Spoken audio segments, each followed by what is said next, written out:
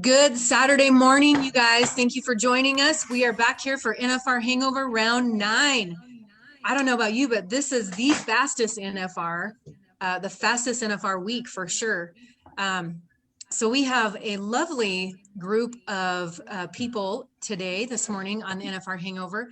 Before we get into the good stuff, I want to give a shout out to all of our partnerships and our sponsors, Garden City Community College, Double Rafter Rodeo, Bullfrog Creatives, and of course, special shout out to Cinch Jeans. I'm not wearing any cinch jeans today, shirts or otherwise. So I'm going to count on Jim. Jim boy, you got your cinch shirt on today? Yeah. Oh yeah. I always count on you. There you go. Lead, don't follow, which I'm not going to lie. I feel like we're trailblazers here with this show anyways. So what can you do? I want our guests to introduce themselves and give their businesses a plug as well. Perfect. So where do you want to start? I'll start with the big guy. Start with the big guy. All right. Well, hey, Heidi, Jim boy, thank you guys for having me on here again.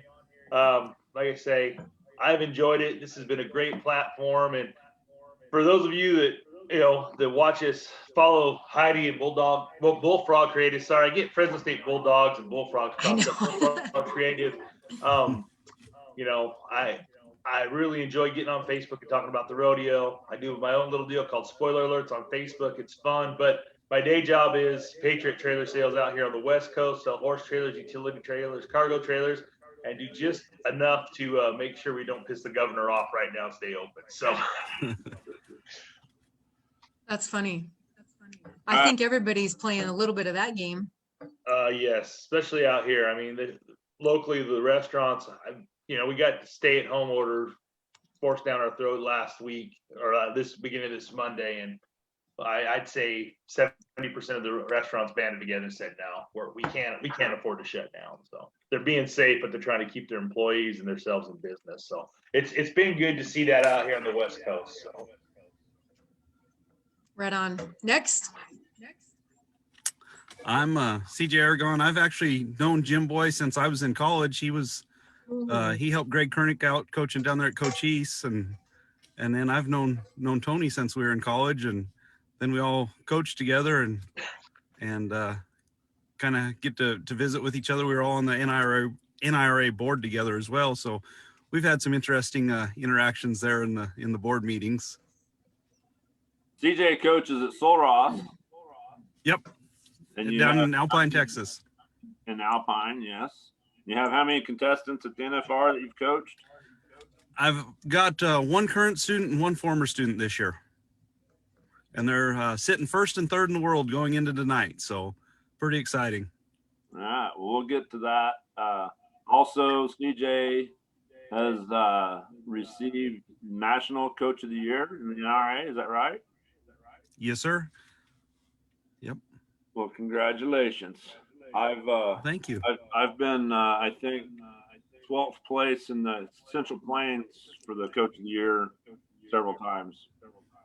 Hey, you're in the top 15 finish, Jim boy. That's awesome. I mean, hey, a win's a win. You got to take a win where you get one, buddy. Oh, tough crowd. Huh? Tough crowd. Okay, I want to start off with them chairs look comfortable. Are they comfortable down there, CJ? There's a lot more room than there is in Vegas. I will say that the bad thing is there is a lot more room than Vegas, so the atmosphere is not the same as it is in Vegas. Like in Vegas, the announcers and everything, it kind of builds and you can feel the electricity, and it's one of those things where you can feel the energy in the building. I feel, and in Arlington, it's not the same way. It's not the same energy. The in-house announcers are really hard to hear, and I think it's more geared towards the TV production than it is for the crowd that's actually in the building for the rodeo. But there's a lot more room. Boy, there's a lot of people there. I don't know what the official attendance is, but there was a lot of people there last night. I mean, they've got it filled to the rafters in there. So Go ahead. You're saying they might be a skosh over their, 50% capacity or whatever. Yeah, it seems like they are. I mean, that's a big building though. It's really big. Talking about that energy, there's a good friend of mine, Drew Stewart, was talking to Wesley Thorpe, and Drew and I were talking about 3-4 days ago, and he said he was on the phone with Wesley and, asked Wesley, what's it like down there? And Wesley kind of echoed what you said. He said, it is, it's great. It's an amazing facility. It's nice. Everything's there. There's a lot of room, but he goes, the energy, you just can't feel it. It doesn't build like it does inside Thomas and Mack when there's 19,000 right on top of you. Wesley wasn't knocking it. He was excited. He couldn't thank Arlington enough. Honored, proud to be there. Glad they're having the finals. But he said that energy is just, it's hard to duplicate in a building that size, I think. Well, and even I've talked to some guys, and they say even from the college finals where the crowd is so close that the energy just builds there. Here, we're in some contestant seating area, and we're a long way from the arena. And there's seats that are a lot closer to the arena, but they're not on top of the arena. And then even the seats like Thomas and Mack, I've sat all over that building over the years, and there's not very many bad seats there. Here, if you're in the nosebleeds, you should probably take some binoculars to see the action, or just watch it on the big board. Right. It's probably almost like a slack because you can't feel the energy in the crowd. Dude, is Tallman sound more muffled than maybe Andy and Roger? Andy does a lot. The bad thing is, it's like I said, it's really hard to hear him in there. Bob's been doing a lot. When Roger talks, you can tell it's almost like he yells. He pushes harder on the mic than the other two are doing. Yeah. The openings have been great though. From the ones I've been there, man, the openings, they've done a great job with the openings. Well, one thing that, like I said, I've missed the openings except on the weekends, because by the time I close up the trailer shop and get home, it's only a 5-minute drive. But I mean, I don't leave there till 5, and they're already in the bareback ride, and I'm listening to it on the radio. But one thing that I can say from just going back and rewatching them every morning is you can tell the Western industry, the Western world, how much we love America. We love our country, and it's been evident. And I think, Heidi, you brought it up on one show about the openings of, man, Vegas is great, but it's the glitz and the glamour. And it's about the pizzazz and just the electricity. This one is more heartfelt. It's got more raw emotion, and it brings out how I would say all of us feel about our country and America. And you can't. I mean, you got to take your hat off. And what they've done for the grand entries has been amazing. Yeah, I would agree. Can you guys hear that echo? Yes. Jim Boy, do you have the pulled up? Do I have what? Do you have the Facebook feed pulled up? I'll get on that. I'm out of anything else. Okay. There's just an echo, like it's turned on in the background.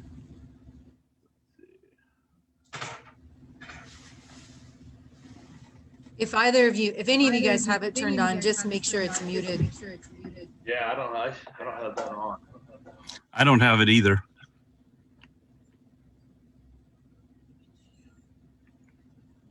I'm going to make sure it's not me now. Yeah, my husband's back here going, it's you. It's not me. That was me. Yeah, I don't know what the deal is today.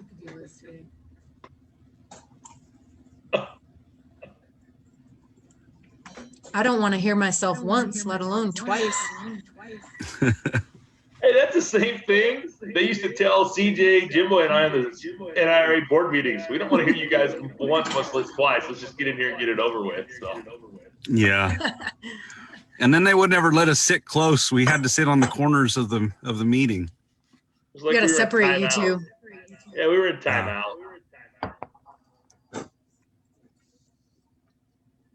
Oh, somebody said it's gone. I can still hear it, but okay, that's all right. All right, carry on. All right, I'm just going to start muting unless I'm talking. Oh, that's sad. I actually did not mean that sarcastic. Okay, well, let's get started with the bareback riding. I'll get that going, and then you guys, I'll just let you guys pretty much talk. But I watched Casey's interview last night. He wanted Virgil, didn't get him. It's going to come down to him and Tim. Tim looks like he has $2 Chuck, and I thought that horse kind of gave it up the other night. I can't remember who got on the other night, but I don't know. It looks like it might be Casey might outdrawn him. I can't remember the horse that Casey has, but he's got straight moonshine of J-Bar J. Yeah. But yeah, who had $2 Chuck? Was it round 5, round 6? Casey Field had him. Probably he kind right of quit at the end of the ride, didn't he? Yeah, Yes. It was in round 5. Casey was 86.5 on him. But yeah, he did. He started a strong ride, and the horse just kind of faded at the back there. You know, I'm on a group with a bunch of bareback riders, and their discussion all week has been about the judging more so than probably the horses or anything else.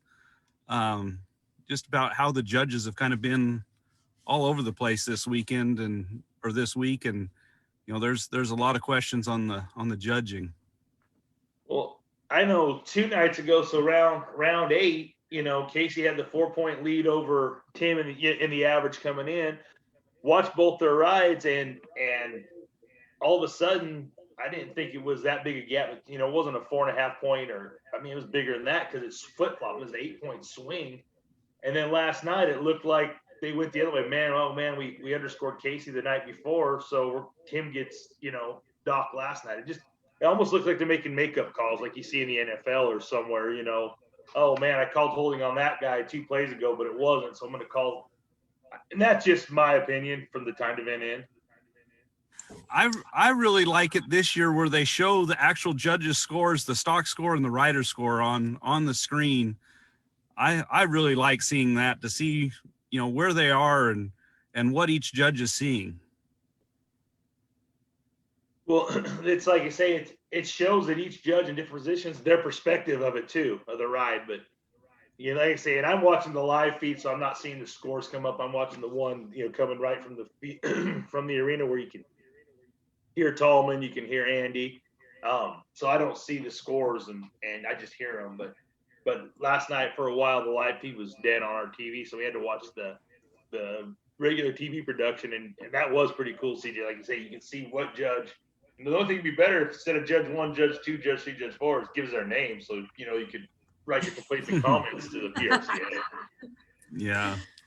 Doug Munsell said that Casey had that horse. He doesn't like the iron. He stopped with Casey somewhere this summer too. Oh, so the more you spur, the more he says, "I'm done," and just kind of let's just check all it right. out. You want me to go? I'm going to go. So. Well, Casey's probably one of the stronger bareback riders at the finals, and I feel, and I think he kind of struggles with that on some horses throughout the year where he gets after them and they're not used to that and they'll quit. Like at this point of the ride, somebody's usually backed off, and with Casey, there's no back off. What about that world champion race? I mean, they're tied for second in the average right now, Casey and Tim. There's a $12,000 difference. So Casey's going to have to win, 3 spots better in the round, if they, you know, which that would make him win or get ahead of him in the average. But that's pretty. There's how many events where it's coming down to a one-header in round 10 of the NFR to crown your world title, and I couldn't think of, you know, two better former champions going at it. One trying to win his 5th gold buckle, the other one trying to win his 4th in 5 years. You know, so it's going to be interesting tonight, and I really, you know, I think you're going to see some amazing bareback riding by not just those two, but when it comes down to the last 2 guys out, you know, neither one of them are going to leave anything out on the table. They're going to give it their all, and just going to depend on who has a better horse, I think, to crown your world champion. Yeah. So just stepping back to the judges real quick, Steve Burney said the 4 judges in the arena have handheld score pads, and they're entering subtotals themselves. I don't know how the TV production is showing the stock score and the rider score. That's a new system this year. Yeah, that kind of brings up more questions, I think. Yeah. Where the heck are these coming from? That reminds me. Shit. Can you hear me? Yep, Yeah, there you good. are. Did you hear that? That reminds me of the old days at Mesquite. I had a judge tell me that he was down there judging one time, and he might radio in a 32 or something, and they would announce, or whoever, I don't know, but they would say 38, or I mean, it was always embellished a little bit more, and he's like, no, that ain't what I marked him. But the crowd wants to hear more than that, So the judge gave his opinion, and the announcer, the producer, hey, you know what? We gotta pump it up a little bit. Yeah.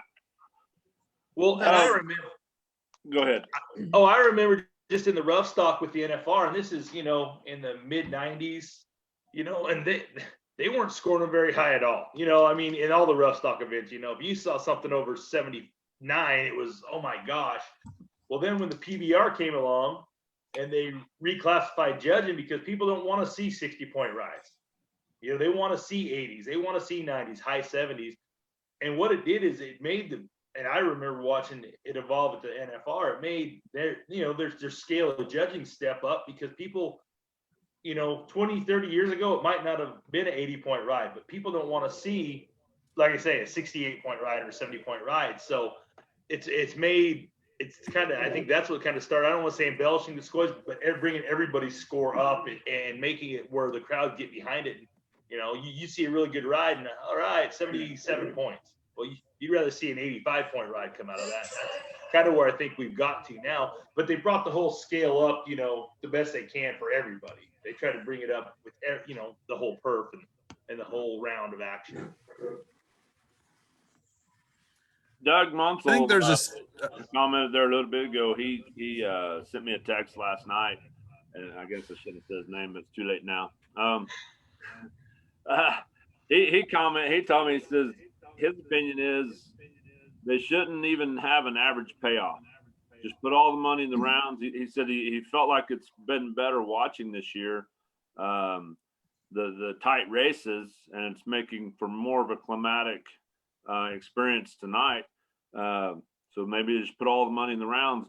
The only thing I would say, there's one event that I'd say no, the team ropers still need an average, because they'll just chuck it. I mean they're bad enough as it is, and I just soon see them guys run out there, and I just soon them strap it out and see them guys go out there and try to beat 6'5".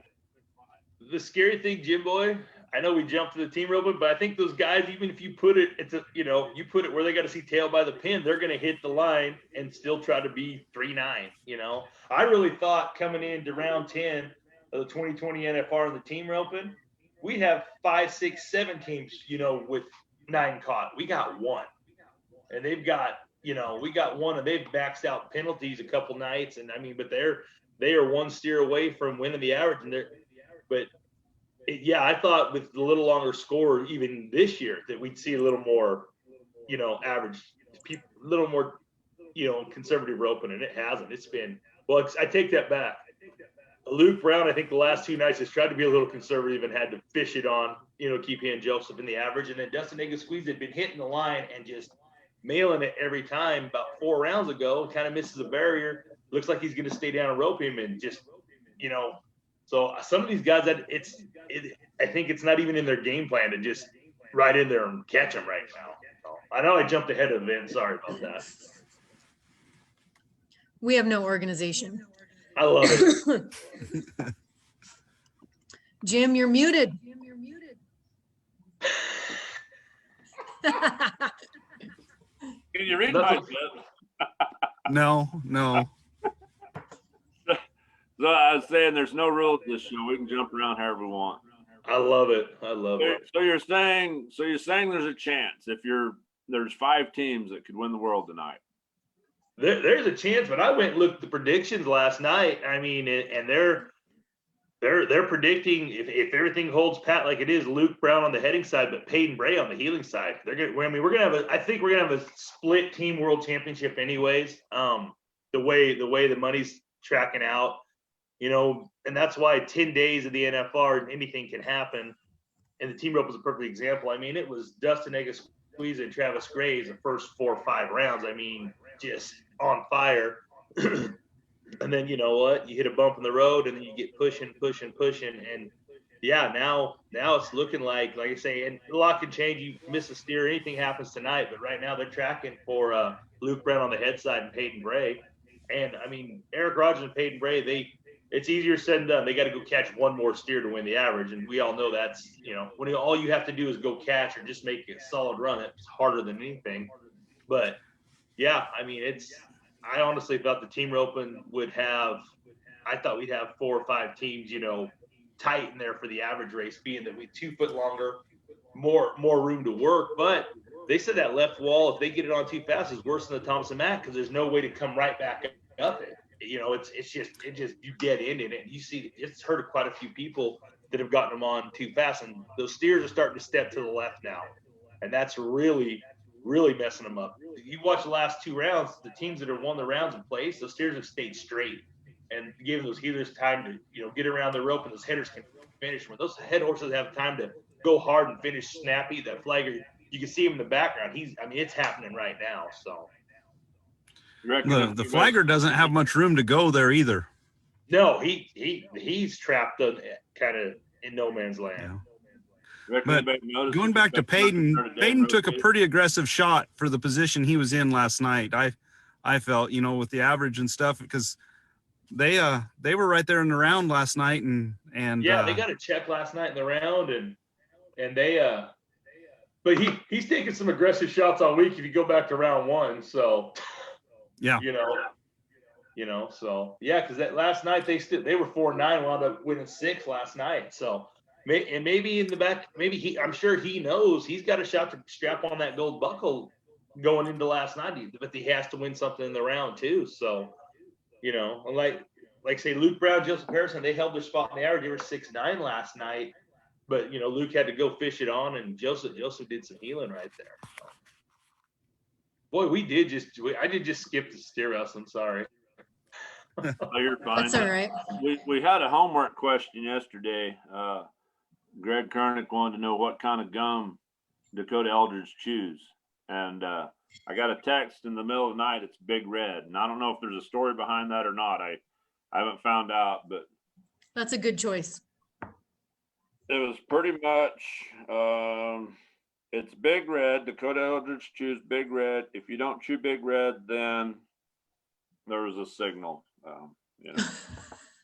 Yeah. From Greg Kernick, I can just imagine it was a peace sign, wasn't it? He's giving a peace sign. The answer was from Jimmy Morris, our guest. Oh, okay. That's right, Jim. Okay, so, that's right. Greg wanted to know.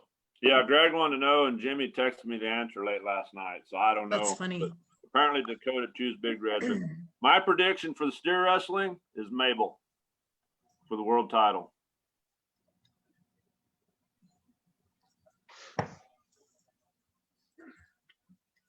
Nobody disagrees? No, how can you? I was waiting to see what Tony says. I'm going. Oh, that's steer wrestling. I know. I was pulling for Matt since he was our guest the other day, but I think he's going to have a hard time getting back in it. But to me, unless Edler does something crazy or whatever, it's him or that's. I think Stetson Jorgensen, I've been around him a little bit, and man, the guy's been bulldogging good out there all week too.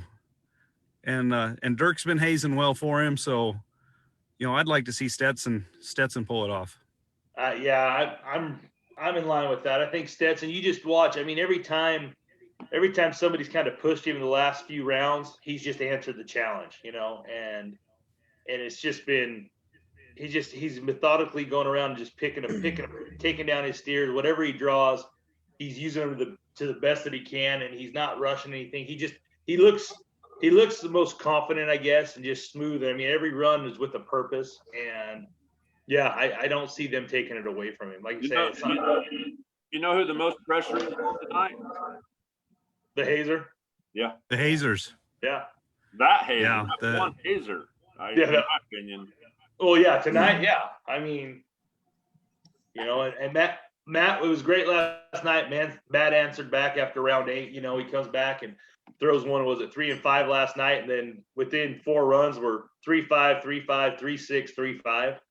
You know, And I think that was the same steer that Edler won around on earlier this week. That yellow steer. Yeah, I think that's what they said. But like you're talking about Stetson, he just, you know, he quietly 3-6 and still gets a check, you know. And last night they were saying that was when our live feed was out, so we were watching the TV telecast. You know, that was a fast pin of steers, and if you were over, what was it, 3-9 didn't win a check, and the first 2 times those steers were out, and then that round starts and guys are just speed jamming and just things aren't going right. But as you got into the meat of the competition, you got down into those, you know, the shuffle of your world, you know, guys having a shot at the world title, guys, you know, in the average. Then you start seeing those steers fly. Those guys were, you know, they weren't pushing to make the runs. They were letting it happen. And that's when you know, like I say, 3-5, 3-5, 3-5, Vegas Pack, Tally, and Reeves, and then Jorgensen 3-6, Melvin's 3-7, Dakota's 3-8.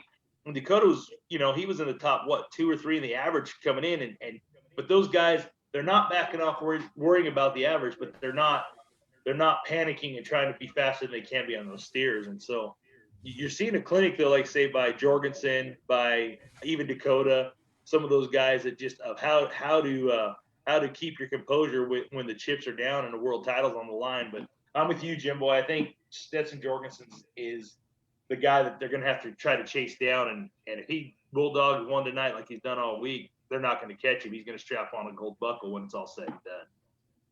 No, I know one thing. Montana Silversmith and the South Point, they furnish the go-round buckles, and they might be wishing they'd have strapped it out because there's been a lot of splits in the bulldogging. Lots of them. They had to order a lot of new belt buckles. Well, the funny thing last night is you had all 3. You had Matt and the other, you know, Weg and and Jacob up there. But you know who took that buckle home was Matt's little boy, because he was the one holding it in the middle for the picture. And he wasn't going to let it go. Yeah, sorry, Dad, you're not getting it. Neither of these 2 other big guys. So I tell you one thing about the buckle ceremony that I didn't realize till Flint and Randy did it the other night. But the buckles were already stamped Las Vegas, Nevada on the go-round buckles. I mean, just for the first 7 rounds, I'd watch the ceremony, you'd see the Texas emblem on it. I thought that was awesome. But when they explained these buckles were already made, and then they went back and put the Texas emblem on them, that's, you know what, there's no telling where we're going to be next year. I think we're going to go back to Vegas if this whole COVID deal, once it all settles down. And I mean, that is pretty cool to have both, you know, states, both cities on those buckles. And I tell you what, they've done a really good job with the production of it. Like watching the buckle ceremony has been awesome. And, you know, the night that Flint jumped in Clayton Hass's arms, it feels like, and Jim Boy, you've been on stage, you know, when you, for your rough stock, and I've been up there when Luke's got buckles, and just from watching this year, it seems that they've got a little more freedom. I mean, they're still under some time constraints, but they've got a little more freedom to interact with these guys. And I think that's got to be because the casino's not saying, hey, get him out back on the floor. You know, yeah, wrap it up, get him on the floor. So, but I'd say it was pretty neat when they showed that ghost cam of the 3 runs last night. When they showed all 3, and that was pretty neat. But if you'll go back and watch that, and it's like I tell my kids at rodeo for me and my own sons, and I'll show that to them. You look at the one that ran them the furthest had to be the smoothest. Yep. To get that buckle, and I tell them we can run the same steer, whatever, but if I'm smoother, I don't care if I catch one 30 feet past where you caught yours. If I'm smooth and you're not, I'm going to win. So that's just, you know, you got to be smooth. And so that was but it was kind of neat to see them guys. Well, I caught mine quicker. Oh, it looked like three brothers arguing over who ran up the hill the fastest, and they all got there at the same time. But no, and you're watching that as it's unfolding, because they're stacked on each other, and all of a sudden you see the separation and boom, boom, boom. But like if you watch when they all hit, that's why they were all 3.5, because they all landed flat at the same time. And like I say, yeah, one caught up. Yeah, it looked like it was 10, 15 feet quicker, and everything was happening. But that's a really great teaching tool. I can't imagine being able to have access to that.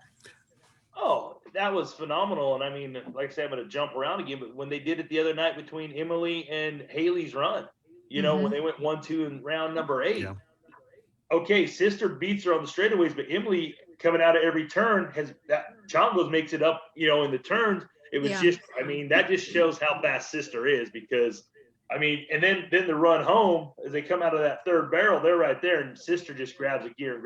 But that ghost cam, I remember back when they, the World Champion Rodeo Alliance, or whatever, the ERA, they had the ghost cams on the runs. And that was kind of a cool technology, because you get to see head-to-head runs and see where the difference is of a 10th or 2/10ths or, 100th. So that ghost cam is really cool. And I give a lot of respect and a lot of kudos to RFD, to Patrick Koch, the Cowboy Channel, for putting in the sky cams and the high definition and this technology that, man, it's bringing rodeo to a whole new level to watch on TV. And it's just, I think it's opening up to so many new spectators, new fans, especially.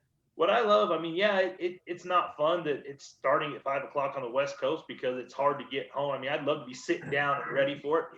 But if that gives the people on the East Coast a chance, people have never seen it, a chance to watch it, not be 1 in the morning when it's over, man, that's awesome. Yeah.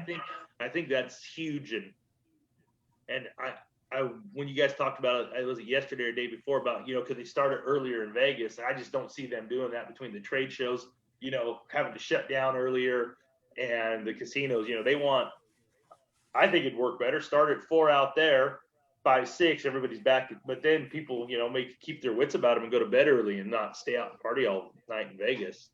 I doubt it, but. So Steve Burney was asking about the payoff. Have y'all heard anything about if the payoff will actually be the full amount? I haven't heard anything. Going in, they said they were good. They were getting close, and it was going to happen. But then I saw somebody post on Facebook the payoffs like 15 or 18,000 around. I know that the in-arena announcers, I think, are they talking about money, CJ, when they're talking about 26,000? Because points. It sounds like they're talking points, and then on TV they're talking points. So what has I saw Ty said anything about it? They've told those guys that it depends, on whether they shut it down, the attendance down at Globe Life Field. And from what I heard, or what I've heard down here, like at the trade show and stuff, they said that basically with last night, they didn't shut it down last night, that today they're not going to shut it down. So I've been told that they were going to pay what it was supposed to pay in Vegas, but I don't know how true that is either. That didn't come from anybody official. So what is that?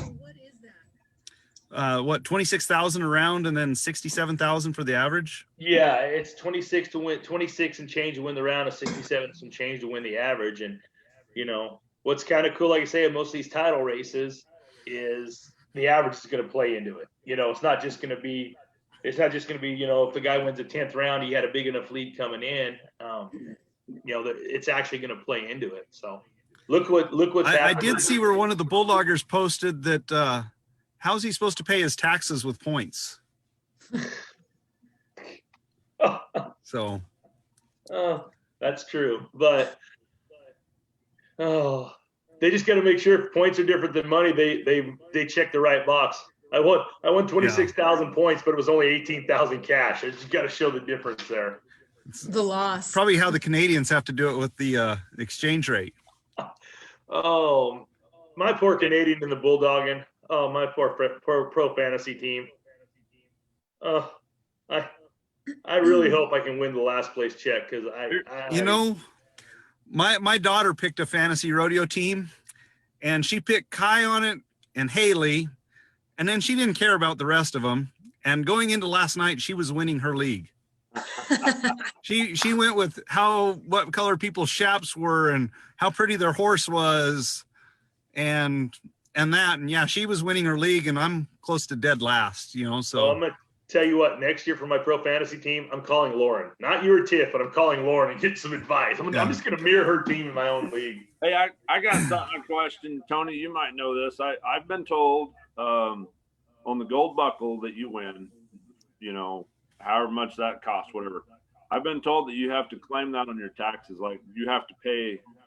You have to pay a gift tax. Yes. And I don't know. Luke's never told me. I mean, he's told me about that, but he's never told me what the valuation is. At one time, I heard it was supposed to be $10,000, you know, valuation and a gift tax. I don't know. He's never said that, but I know he does have to pay a gift tax on the gold buckle. I'm glad I didn't have to pay that on my McCracken buckle that I won. For you probably never, I don't know, you probably never heard this, but in our area, the steer rustlers, there's a little open rodeo, McCracken, Kansas, that Alan McCloy has put on for years, and they award leather belt buckles. And I kid you not, in the Bullogger Circle, that was one of the most coveted buckles around here for a long time. Like Jewel Hazen won it; he wore his around. I was almost a repeat winner one time, and I was getting calls. There was some guys going to build me a trophy case just to put my McCracken buckles in, you know. But yeah, I'm glad they didn't make it a McCracken buckle. All right, saddle bronc riding. Who's going to do it? Oh man, you got all the numbers in front of you. I haven't looked at the numbers. I know right now, Ryder's in the lead. I think it's Ryder's because Wyatt's, I think, got to be 95 points. He's down a horse. And to even catch Ryder in the average, he's got to be 95 points, I think, is what I can tell you right now because I got it in front of me. In the saddle bronc riding, yeah. So Ryder's at 785.5 points on 9. Wyatt's at 690.5 on 8. So that's 8. He's got to be 95 points, and he's a horse down. I mean, so they're winning first and second in the average. Chase Brooks is behind Wyatt by 30 points. So I have a feeling Ryder and Wyatt are going to go back to back in the average. But Ryder right now he's only got $1,000 lead. So, you know, it depends on what the difference between first and second points are in the average. You know, I think it's about 15,000, 18,000 somewhere in there. Might not be that big a jump, but if Wyatt can finish 2 or 3 holes higher in the go round, you know, so I haven't even looked to see what they have drawn tonight, but the go round could be just as important as the average. Well, exactly. Well, it's good. Go round's going to play in there. I can tell you right now. Let's see. Ryder Wright's got Big Tech with Pete Carr and Jacob where's it at? Where is Wyatt's got Womanizer of Cervies? Yeah. So, all right, Jim boy, who's got the better horse? Who's the other horse? I heard Womanizer. Big Tex. Big Tex. It should be Womanizer, but Big Tex has a right. Big Tex drew pretty good. Yeah, but Womanizer, Ryder Wright was 85 on Womanizer in round 5. Let's see if I can find where Big Tex came out. I don't know that he went it. I don't know that I don't think he's been out. Tex. But yeah, I tell you what, those stock contractors, I think they like when they see who their horse drew. Most of the rough stock riders look to see who they drew. The stock contractors, all right, I got it right. I got one of the 3. Okay, Brett Frank says on here, Wyatt's got Womanizer, going to win the round, doesn't need the average. There you go. There you go. That's our bronc riding guru. Of course, he's pulling for Wyatt a little bit, I'm sure. You know, I'm going to give a shout out to old Brett. He's done a great job with those bronc riders up there in Clarendon. He's had Wyatt won the national title. He had Regan Smith won the national title, and he's cranking those guys out up there in Clarendon. Those bronc riders. He's got about half the bronc riders in our region right now. CJ, Clarendon's not sponsoring this show. Okay. Well, Brett's a heck of a guy too. I had Court Shear. Come on. We're gonna segue about Court Shear. So he's got Court Shear, and I'm coaching at Cal Poly. I know they're not a sponsor of the show, and I don't coach here anymore. But we're walking out of the concourse after the short round. I don't know if it's his freshman year. I kind of walk up to him and just see if he got family out here on the West Coast. See if he was interested in Jim Boy. Boy, that's like I was tampering or something, you know. Gee, he's not going in. He's staying in Kansas. Like, yes, sir. Boy, I lit a fire. Geez. But no, I do want to give a shout out, and then Brett's done a great job. I was down there the other day. I went down to pick up a few horses that I'd sent to South Texas, and they wound up back in Clarendon. But anyhow, Brett has done a great job there, and that Wyatt, he's a good kid. But I do want to plug our Bronx School. It's 23rd and 24th of January here in Garden City. It's Bareback and Saddle Bronx School. But I am going to give a shout out to a couple of kids who did well down there in the bronc riding at the junior deal down there. And I'm going to give you 3 names of bronc riders for everybody out there to keep an eye on, because you're going to see them. Benny Profit, Gus Galliard, and T.W. Flowers.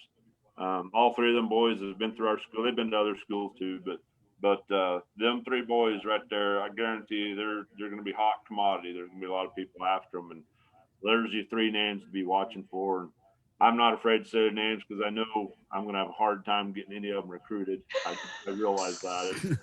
It's part of the game, ain't it, CJ? You just have to know when your limitations are maxed out. Yeah, that's Tony and I have talked about that, and I've talked with a lot of other coaches. We go and we recruit, and those really good kids that are good character, good talent. All of us are after them, and it's just a matter of where's the best fit for them to go. So, it's pretty interesting to see, at the NFR, there's a bunch of kids that I recruited that are here, and to see where they went and how it worked out well for them. I mean, there's a lot of great kids that I think you've probably recruited, Jim Boy, that, went somewhere else, and shoot, it's still fun to watch them. Yeah. Oh yeah. Well, go ahead, Tony. Well, I was gonna say, I think all 3 of us coaching and recruiting, and there's a lot of people with talent out there. We've all seen it, come across it, and I know recruiting, it's not just talent, it's character, because the ones with the character are the ones that are going to have the work ethic and aren't just relying on, I've got talent, what are you going to give me? And I think we've all seen it come through college rodeo. And I got one of the coolest compliments was from CJ. It was after 2019 CNFR, and I had stepped away. I stepped away from coaching in 2013, came back in 2016 at Fresno State, and 2019 they wanted me to come back, and my daughter was starting junior high rodeo, and I was going to miss all the rodeos, and I just wasn't going to do that. And so they got Yahuru Adim, as their coach. He did a great job, but Colton Campbell goes to the college finals and wins the all around, and CJ called it. I appreciated the call. He said, your guy, people were talking that you put a great team together. Congratulations to Yahuru and Fresno State. But that meant a lot. But I tell you what, the character that I had from the time I was at Cal Poly through Fresno State and all my kids was amazing. And those are the people that you're their coach first, then their friend. But these relationships that you build, and kids that, like I say, that I lost out recruiting on, but I built a good relationship with, that will contact me 10, 15 years later. And that's the coolest thing about what I took away from being a college rodeo coach. And then to see the success go on into the pro rodeos and in life, it's just amazing. And college rodeo, there's 2 of the best college coaches and 2 of the best men I know right here on the screen with me, and CJ and Jim Boy, honestly. Guys that I only got to see one time a year most of the time, or twice, maybe because we're on the board in Vegas at the meetings and at the CNFR, but it was like nothing skipped a beat. It was like we saw each other every day. So it was an honor and privilege to coach alongside both these gentlemen, and I'm excited for what they've done with both the programs and what CJ has done down there at Sol Ross. What are you in your 3rd, 4th, 5th year, CJ, down there at that program? And third year. And I mean, I've watched CJ build up two other programs, you know, in our time coaching. And I tell you what, it's like I say, it's awesome to see what he's done at Sul Ross in 3 years. And like I say, Jim Boy, I take my time away, you know, my time from coaching is the friendships I've made with the other coaches in other regions and the bonds we've built. And like I say, the competitors that we get to see continue to flourish in rodeo after college. So I know I segued way away from NFR, but I wanted to get that in because I truly, the friendships I built through college rodeo as a coach with other coaches in other regions is something that I don't take for granted and appreciate. So, well, and then Heidi, like I say, Heidi with the openings and the CNFR and everything she did. I mean, that's what got us to this point here. That's our common thread is the college national finals rodeo and the NIRA. So that's awesome. Yeah, for sure. I mean, I was there as a contestant, but I don't think I knew any of you guys until I was on the production team. Then you get to go to those board Clearly. meetings. Yeah, you got to go to those board meetings where I'd walk in with my do-rag on and just to piss Roger Walters off, just because. Because it's fun. Yeah, well, exactly. All right. Before you make me cry, let's go to the calf roping. Tie down. Oh, tie down. Sorry. You can't say tie that. down. Man, Shad's had a rough week. I don't know any other way to put it, but it's been rough. You know, Tony texted. We've had a little kind of a group text going on between all of us. And last night, Tony's like, "Hey, you need to give her some of that advice you gave Emily." And I said, or give Shad some advice. And I said, maybe you should try swinging backwards. The best part of that group text is when CJ, you know, texts us Sylvester's number. Here you go. No, I tell you what, that poor guy, they're still predicting him to win the world because Hunter's behind him by about $20,000, but Hunter's too far down on the average. Then Weston Hughes is third. Marty Yates is about 50,000 behind, or 60, and then Tough Cooper. So I think Shad's still going to walk away with the gold buckle, but this poor guy has been snake bit after round one. I mean, he was second round one behind Marty. I think he's placed one other time, but we talked about it, I think, last Sunday we were talking about it. At what point does the mental side of it, because remember he had such a bad finals last year, and that's what fired him up. He went home and he went right to practicing right after the finals and got off to that hot start for 2020 and built that lead. And I mean, I think he's still going to get the gold buckle. But even if he didn't, look at the year he's had. I mean, yes, the finals has not been great, but he wins the American, he splits $1 million. He wins the World Champion Rodeo Alliance shootout for $100,000 because nobody won the $50,000 the month or 2 months before. I mean, he's got before the finals, not PRCA earnings, he's got $198,000, but he's had a $700,000, $800,000 year. So that's nothing to you know be upset about. But at the same time, I also remember when Cody DeMoss split the $1 million at the American, and he said he'd trade it for a gold buckle in a heartbeat because that is the ultimate goal for rodeo cowboys. I mean, the $1 million at the American, and that is legendary. Winning the average, winning all these big time other rodeos going on. But the ultimate goal in our business is a world champion PRCA gold buckle. And so, you know, Shad still has the inside track. I think I'd like to see him come uncorked in this last round and go out, you know, with a round win and just, you know, put the exclamation point on a gold buckle. But yeah, that poor guy. I mean, he has had his finals have been the only one that's had almost as bad a finals but broke through last night was Tough Cooper, you know. And Marty Yates finally gets out of that speed jam. He'd been in 7 flat, winning the round, and then, you know, Bobby T called it. We need a 6 and 9 or 6 and 5 is what it sounded like. But Tough makes his run, and then they never announce it, at least on television. You couldn't hear it. But I could tell by the way Tough was pumped up that he'd won the round. And Ty Harris gets another check. Adam Gray, Ryan Jarrett, Shane Hatchie, those are, you know, he's got a big lead in the average right now. I think he's got about a 7-second lead over Marty in the average. So I thought Marty was going to give Shad a run for the gold buckle, but after the first 2 rounds, I mean, he's got them all tied. I think this is one of the first times Marty's got 9 down in 9 tries. He got a shot to win second in the average, but he needed to win rounds along the way to close that gap on Shad because, you know, that 60,000, will that do it? Yeah, I mean, that's if he wins the average, if Shane stubs his toe, Marty wins the average and can win the round, he could catch Shad. But the prediction is right now that Shad's going to win the gold buckle. So.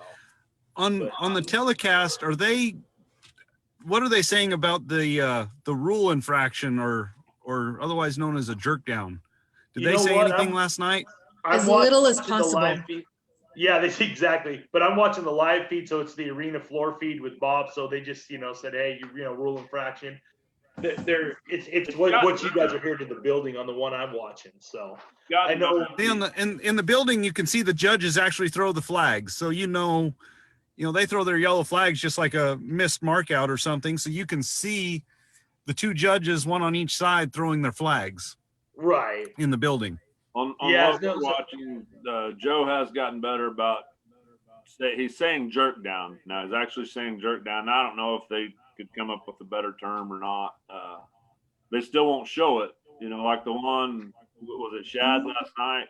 Yeah. You can see a lot of slack in the rope when he got down there and the calf was rolling over, but they still won't show it. But you can kind of tell afterwards when they walk. You can see the untied guys coming in and they're walking back to the horse, yeah. Well, they've done it, and over the years, the cameramen have gotten better about keeping.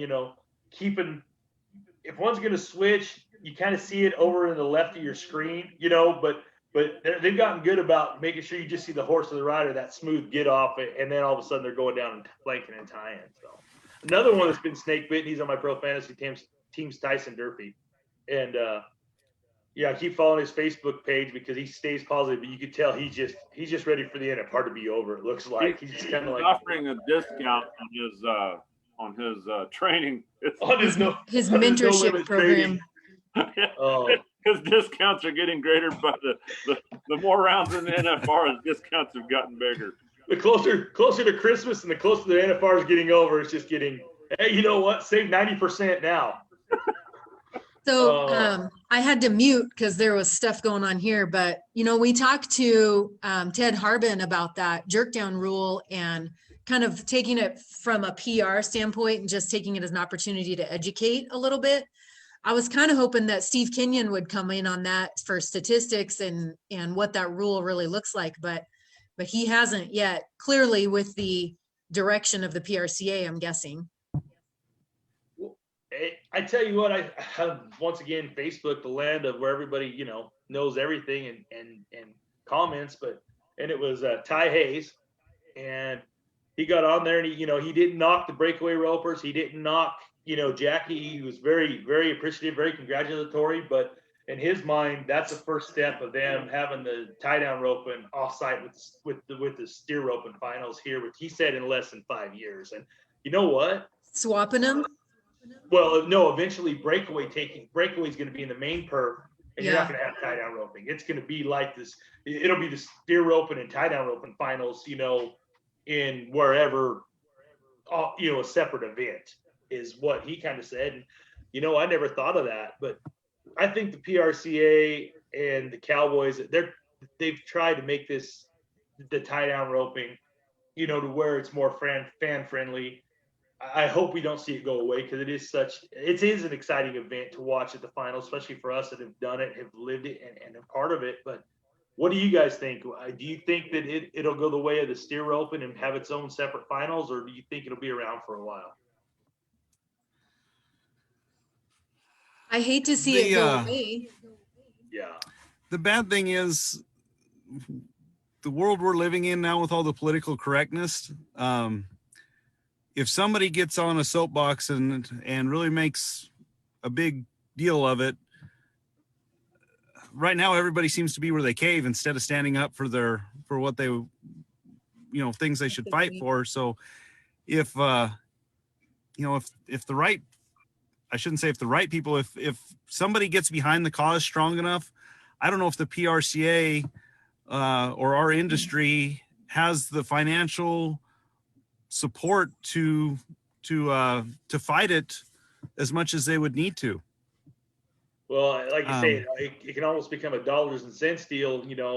Your sponsors are going to eventually it depends on who their sponsors are and how much money the sponsors want to back it, or, hey, we need more family friendly, universal friendly platform or event. And so I can see what you're saying there, CJ, where a lot of people behind closed doors of saying, hey, we got to fight for this. But when it comes down to it, it may be Who something. will? Yeah, exactly. Well, and I mean, I hate to see it leave because it really is one of the more traditional events. You know, if you think back to the hows and whys of where rodeo originated, that's one of the more traditional events when you're out in the field, out on the ranch, doctoring your calves. That's one of the ones that are still used today by all the ranchers out there. I mean, that is something. Hey, you got a sick calf out in the pasture, you've got to go, and you're by yourself. So yeah, that's true. You know, I hate to see it go, and it's one of the one the crowd gets behind, and it's one, you know, because there's always a good race for the world title. There's always, I mean, somebody sets an arena record and then it gets beat. You know, there's the momentum in that event just builds off each other every round, every run. I can remember growing up a few years there when it was in the Thomas and Mack, when you had Joe Beaver and Cody Ole and Fred Whitfield and Brent Lewis, and it was the event to watch. I mean, it was the most electric event there. I remember that one year, I think Jeff Chapman or somebody sets the arena record, and then the next night Ronnie Hyde. I mean, then the 4 guys in a row or 3 guys in a row, you know, set a new arena record, 6 and 7 flat, 6-9, 6-8, and Marty Yates, or not Marty Yates, excuse me, from Canada, calf roper. Marty Becker. Marty Becker misses his hooey to be faster, you know, I mean, but it was 3 or 4 or 5 runs in a row. It was just bang, bang, bang. And people didn't leave their seats. It was what everybody wanted to watch. So, well, and the one run that stands out when Cody Ole blew his knee out and finished, like that was, I mean, you didn't have to know anything about rodeo or anything, but you know what that feels like. Oh, well, that right there, so that was Luke's first year he made the finals, and we had family and friends. So, and this is when we were staying at the Gold Coast, and it was that teeny tiny, the only watch party in town. They had one TV and a teeny tiny bar. And so, you know, when the family, we'd split up who went to the perfs, and that round, 9th round, the whole family went. My brother Casey and I and some friends went down there, were watching it. Cody Ole had kicked everybody's butt all week long. So I get up to go get something to eat. I mean, I know who's going to win the round. Yes, I missed it live because I thought I wanted a cheeseburger instead. Yeah. Priorities. Yeah, well, yeah, that's exactly, yeah. As you can see, it worked really well for me instead of watching that. That's where I went downhill, you know, with weight gain, because that one cheeseburger, I regretted not watching that run the rest of my life. But no, I mean, it was one of those deals where, you know, okay, once again, it's Cody Ole. I've watched him rodeo. I've seen him live. He's been kicking everybody's butt. I'm going to go beat the line and go get something to eat. And I come back, my buddy Stan goes, Cody just blew his knee out. Huh? You know, and then they replayed it. But yeah, you watched it, you know, they showed it the other night on a highlight. You know, he ties that calf and he rolls to the ground. You know, he's in serious pain, you know? Yeah. So speaking of highlights, Carity Robbins said, I got obsessed the other night watching calf roping at NFR in the 80s on YouTube. It was crazy to watch them chucking their slack like only the breakaway ropers do now. Just send it, I mean, straight in the air. Yep. Well, I tell you what, Jim Boy, yeah. with the breakaway taking off, how many breakaway ropers do you guys have in your region? I know our region this fall we had like 160 breakaway ropers, and we didn't have a single college rodeo where a 2.7 or a 2.8 even made a short round. So is it getting crazy over in your region as well? Put the score out there further, CJ. Golly. Yeah, we didn't have any fall rodeos, but I would guess we would have had 130 girls, or, you know, probably lots more. I don't know, but we were getting 120 last year. It's a big deal. We've caught the barrel racing, which, you know, that was one of the things that, you know, we've got more breakaway ropers now than barrel racers, and there's so many of those girls that are so tough that, I mean, it's fun to watch at the college rodeos, because I mean, it's a knife fight to make the short round every single rodeo, and there's 30 or 40 girls that are capable of winning any single college rodeo in our region. Yeah. I would like to see them scrap it out. I'd like to see a different score in the breakaway than the tie down. But just make them go out there and rope. You know, them girls that come across there 1-2 and dunk it, which that's what everybody wants to see, you know. But I'd like to see a contest going out there a little further. Yeah. I wanted to, Tony mentioned the 9th round. I wanted to segue into the barrel racing there a little bit, but the 9th round, you know, you always hear Joe B talk on the broadcast about the 9th round when everybody's skirt blows up, and it does seem like that's when people that have a chance, they fall apart, something happens. But last night, I don't remember that really happening to anybody. I thought everybody I don't remember anybody that really had a chance just really falling apart. The only hiccup I saw, and it wasn't even a hiccup because it worked out, was Haley's second barrel, because you know she rocked it coming out of it, but I mean it stayed up and she wins around, and I think she's distanced herself now. I mean, worst scenario, if she does get a barrel, she's still going to win the world. I think she's got a big enough lead. She'd had to have fallen off last night. I don't see that happening.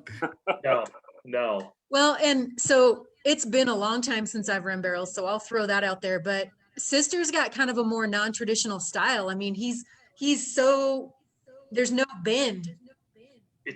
She's got no bend, and so I don't know. It's kind of weird to watch when you've been on one that does bend around him, and Sister kind of just goes boop boop boop, and then comparing her to Chongo, like totally different styles. Yeah, like I say, that ghost cam was awesome comparing those two horses, because Chongo you can see it just bend, just suck around those barrels and get out. And Sister's a little more choppy, not quite as smooth around it, but I mean can just flat flies. And like Haley said last night, Sister knows, or I guess the night before when she set the record on a standard pattern, Sister knows, and it just loves to run. And you could just tell in that ghost cam from the night before where they went first and second, when they came out of that third and Emily had made up that ground, that in the straightaway between the second and third, and in the turn they come out almost neck and neck, and Chongo's running, you can tell, and all of a sudden you just see Sister just grab a gear and you just see it just kind of pull ahead, and it was just like,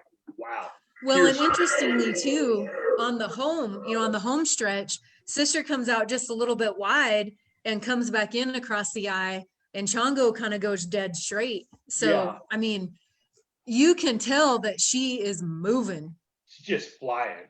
Yeah. So, when we were watching last night live, my wife pointed it out to me that how impressive is it that Sister at one point held the arena record in Thomas and Mack in that little itty bitty pattern, and now has the arena record on a standard pattern here at Arlington. That horse fits small arenas, big arenas. She's won everywhere. Well, and I mean, she won on her at the college final. She's won the American. I mean, wherever you put that horse, she's a winner. It's you hate to say it, but it's like anything else. It's probably once in a lifetime horse. I mean, for Haley, not saying that she won't qualify, and I'm sure she's got other horses coming, but that's one of the ones, that's one we all dream about having, or we've had in some way, shape, or form growing up, be it junior rodeo, high school rodeo, college rodeo, and be it a rope horse or a bulldogging horse or tie down horse or a barrel horse, or even a kid's horse, a pony or something. I know we've got a couple on the ranch that we've passed on. We've had for 20 some odd years that we've passed on. They're just that once in a lifetime horse. And I think we're all watching. We saw it with Christy Peterson and Bozo.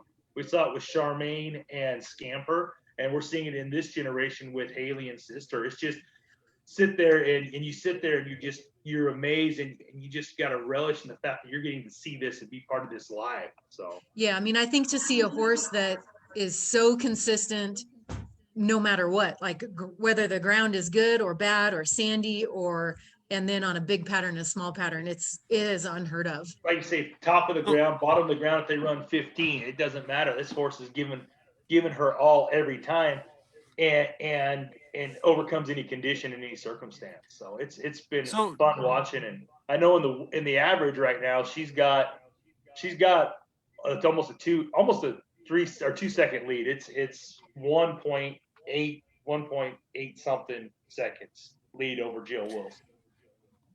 Jim Boy, what has Emily said about the ground there at Arlington? I haven't heard much or seen much about barrel racers complaining about the ground, and in the past you saw a lot of that. That alone is monumental. They're happy. They're getting a drag. They're happy. They're tickled.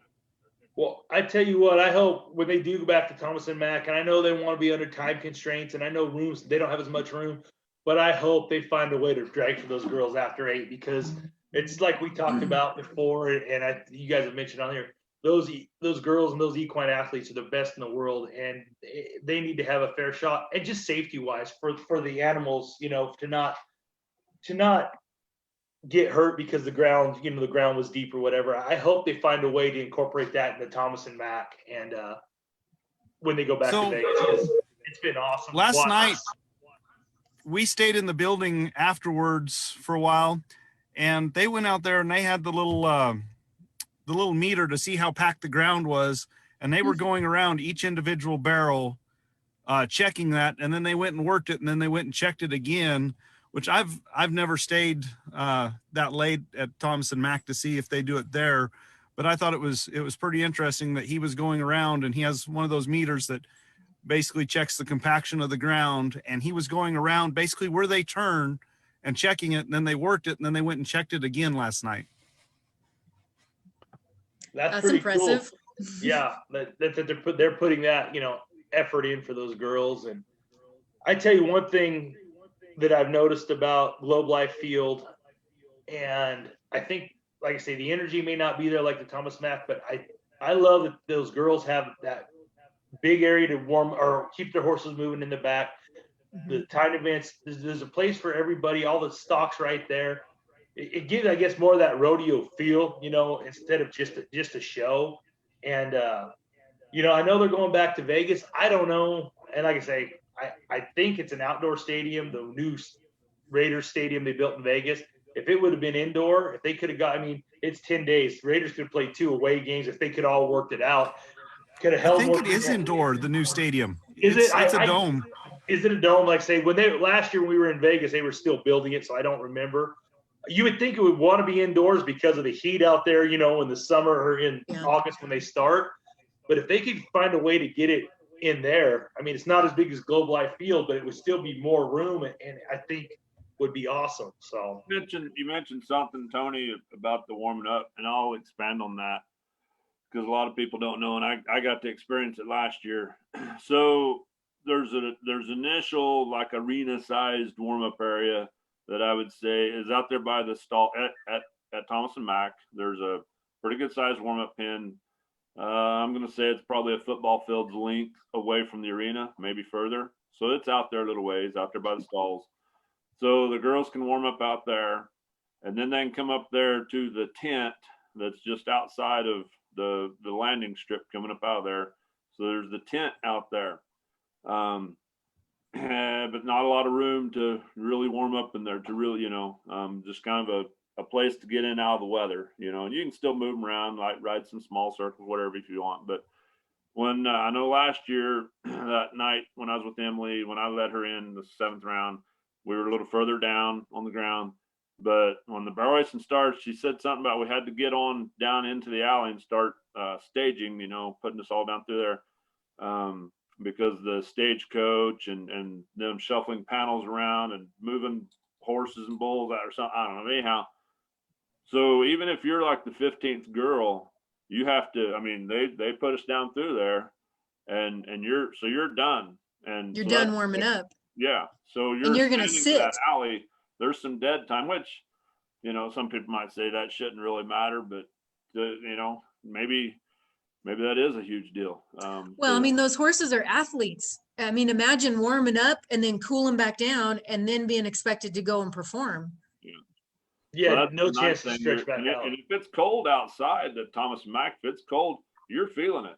You're, until you really get down in there till when you get the gate where they open the gate to let you come running in, that's not too bad right there. But if it's cold beyond that, up through that alley, it's pretty chilly up through there until you get down to that point, and then it's all right. But so that's a huge deal getting to be in there.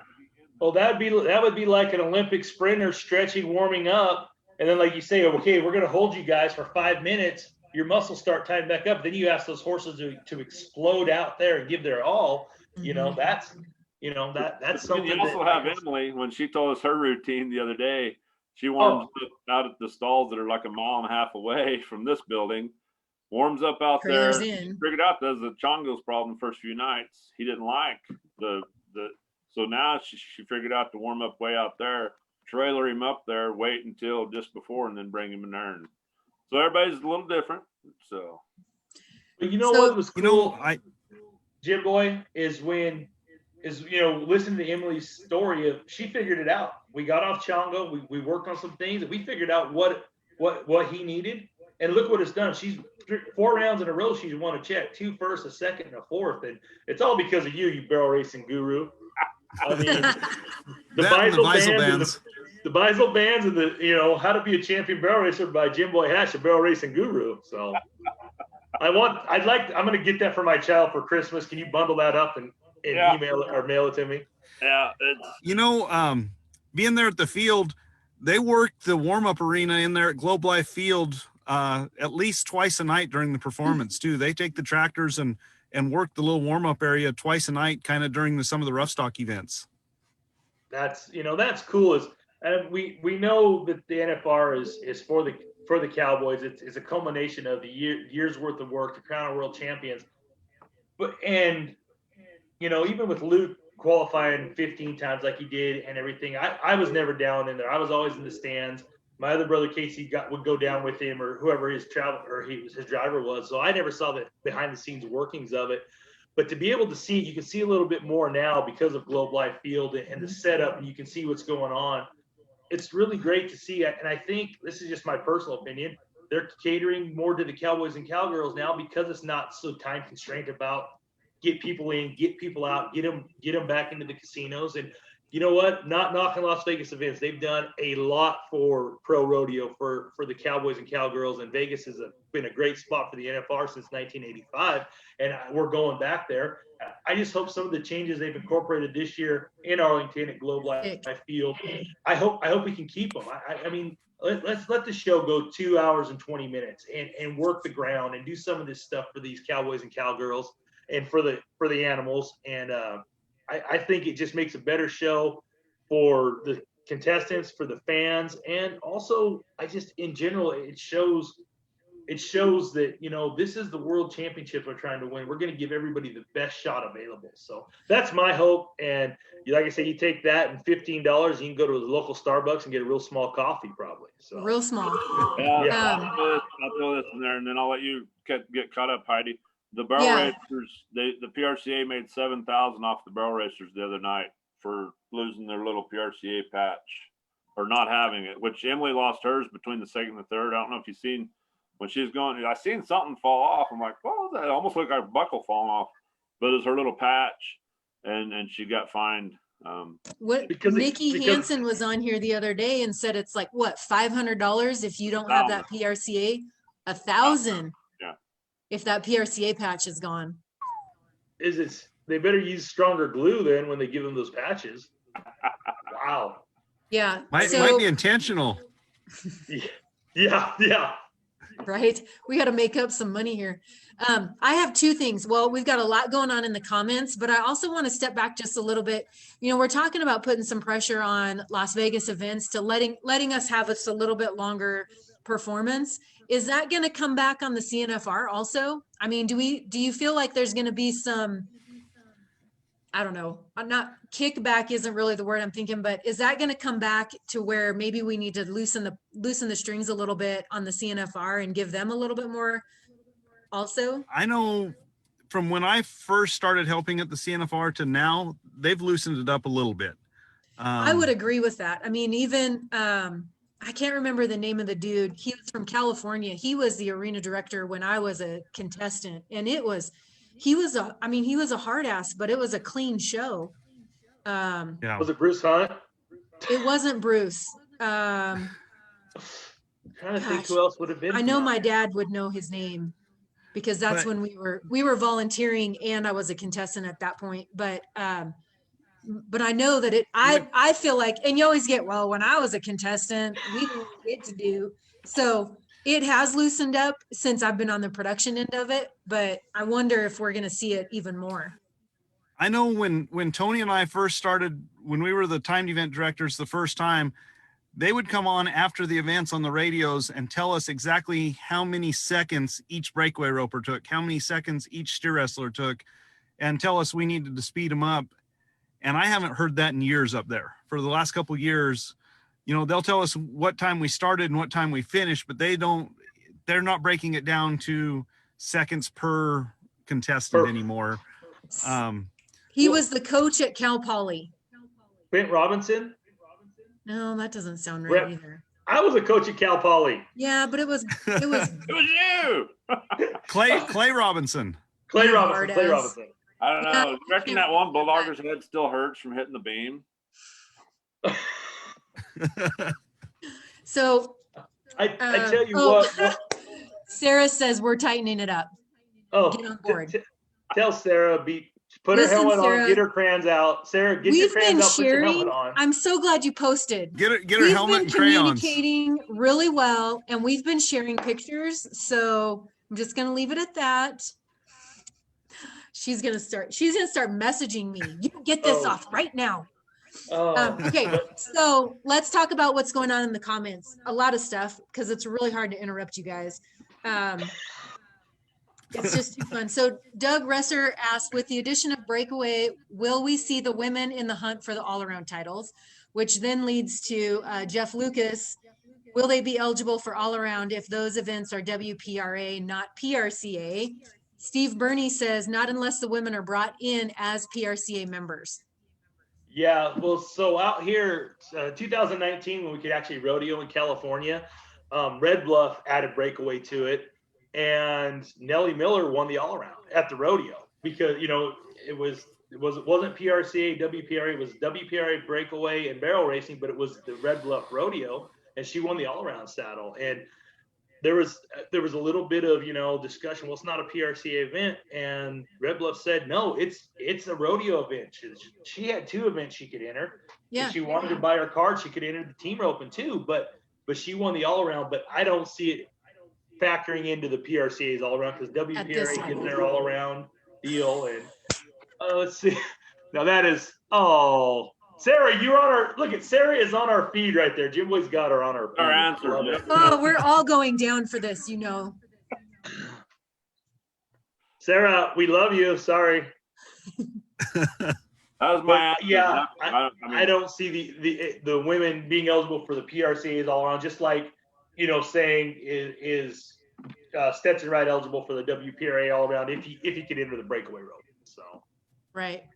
So then we had some conversation about Monty Turley says that it seems like they made the finals more family friendly and rodeo friendly. I bet it's a game changer for the future. It is. The one thing I miss, and this is just me, is the champion ad because at Vegas used to put on, because the only reason I miss it is because I could see my friends and I doing that in our 20s, actually dumping, you know, had we thought of that, we're running around trying to get into, you know, nightclubs for free holding a vase. But, a vase. But no, I honestly like the ad. Like I say, I haven't watched the TV production side of it. I like the ads. They're a little more family friendly. They're a little more Western based. But I think that's also being on RFD TV and the Cowboy Channel versus CBS Sports or ESPN. And Heidi, you alluded to it earlier on one of the earlier shows. You know, not knocking ESPN, not knocking CBS Sports because they were great, but it was produced like a baseball game or a football game. And rodeo, there's too many moving parts to be in that time constraint. You guys talked about it yesterday. I remember sitting there watching Jim Sharp round 10 trying to go 20 for 20 back-to-back world titles, and I think cut to, you know, midget giant slalom skiing or something. And I'm sitting there. I mean, I'm sitting there as a 13, 14-year-old kid, just like crushed my world because I mean, today if something happened like that, we can get online and find out what happened. Back then, I mean. You got to wait for it. In Vegas, you had to get on the phone and it was, so I think a lot of what we're seeing content wise in the advertisements, also in the product, is because of Patrick Gotch and RFD TV and Randy Bernard and what they brought forward. And I think it all started with the inception of the American and just had the evolution of what they brought us to now. So I think one thing they are missing on their channel is NFR Hangover Party hosted by you and Jim Boy, because to me this is, you know, this is, like I say, better than Regis and Kathy Lee, the Western edition right here. This is awesome. So Cody Morris says, is the T-Mobile Event Center bigger than the Thomas and Mack? It's not that much bigger inside on the floor space. I went to a George Strait concert there, and I mean, it is bigger, but not enough to, I don't know if it would be enough for them to give them the room, and parking for contestants and getting big rigs in and out for stock would be tougher, because that's one thing Thomas and Mack has going for it. It's right there on the campus of UNLV. They've got big parking lots because of the university. And most of the time it's late enough where school's almost out for winter break, you know, or it's late enough at night, it clears out. T-Mobile's right there in the heart of, you know, the strip right there. And it's hard logistically to get to. Yeah, Steve Burney said T-Mobile has a little over 20,000 seats, so slightly bigger. Yeah, seat wise, but floor wise, I don't think it's much bigger. I mean, it's set up for concerts and boxing matches and MMA fights. So I think ideally would be if they could get into the Raiders Stadium. I mean, I think it holds 50,000 or 40,000, you know, ticket wise. But just for production wise, it wouldn't be as big as Globe Life Field, but it would still be give a little more space. Give a little more space for them. So. Monty Turley says, I could see NFR Hangover on TV in the future for sure. Awesome. Let's start a letter writing campaign. Does that mean they're going to replace Jim Boy with somebody prettier? No. Poor Jim Boy. No, I'm just saying, if they replace Jim Boy, no, if they replace Jim Boy, I'm screwed. I'll never get on. If it goes to production, I want a clause in the contract that CJ and I get to go on with you and Jim Boy when it goes on TV once or twice. You got the model cinch before I did. You know what? You know, before we get to bull riding, can we just address that elephant in the room that, you know, Jim Boy's upset that Jessica didn't let him do the CNFR fashion show when their region had it, but it was a straight setup, Jim Boy. I'm sitting there one day and this was early in the week, and Jessica goes, hey, are you coming to the CNFR Cinch fashion show? I'm like, I've never been before. Well, your region's doing it. I said, well, I'm not the faculty director. She goes, no, you're going to model. I'm like, what? No, you know what? There's only one Branquinho that wears cinch, you know, and models carpenter jeans. She goes, yeah, it's you this week. And so, and Sarah, I think Sarah was behind that. Miss Sarah Neely was behind that. I'm pretty sure. I can't imagine. But you know what? I had a blast. We went out there, and I really wish, you know, we could have choreographed the dance moves after 10 minutes of doing, you know, ball heel switch change turns. I was kind of wore out, but it was fun. I had a blast doing it, and I think they thought they were going to get me, but you guys know me well enough that you knew I just embraced it and ran with it. I mean, I was, you know, I wish I'd have. Yeah, they probably thought they were going to. They should have had you sing. I know a song that you sing. I've seen you do it before. You know, I thought about that. I thought about seeing if I could get the mic, but I don't think the older generation in the room would really like, you know, little Sir Mix-a-Lot Baby Got Back. So I tried to get him to play, you know, Right Said Fred, I'm Too Sexy when I walk the catwalk by myself, and they wouldn't do that. They did not take any of they didn't take any of my ideas and run with it that day. But, you know, I thought they thought they were going to embarrass me, and you know, you thought they'd have known a little bit better that I was, you know what, I'm just going to embrace it. You know, I've been laughed at a lot in my life, so I just learned to laugh with it and roll with it. So I had a good time. I've also seen Tony do the dance off with Rumford out there in the arena during the Reagan college finals. I've got a video of that somewhere on my phone. Ooh. That wasn't the best whipping nay you're ever going to see, but I did give it my all 2 nights in a row. So now wait a second. Didn't you win? Who were you in a foot race with, CJ? We had a foot race at our college rodeo with a bunch of the other coaches. Yeah, so I saw that all over Facebook. Was that this spring? That was this fall. Oh, yeah, my kids were kind enough to trip me at the finish line. I saw that. Yeah, when you get to this age, you can run hard, but you got to have a little easier cushion. And one of the coaches wants to do a rematch of that race as well. You know what, CJ, go out and just say, you know, one and done. It was a one-time deal, one-time match, you know. Oh. Okay, speaking of CJ and his kids, who's going to win it?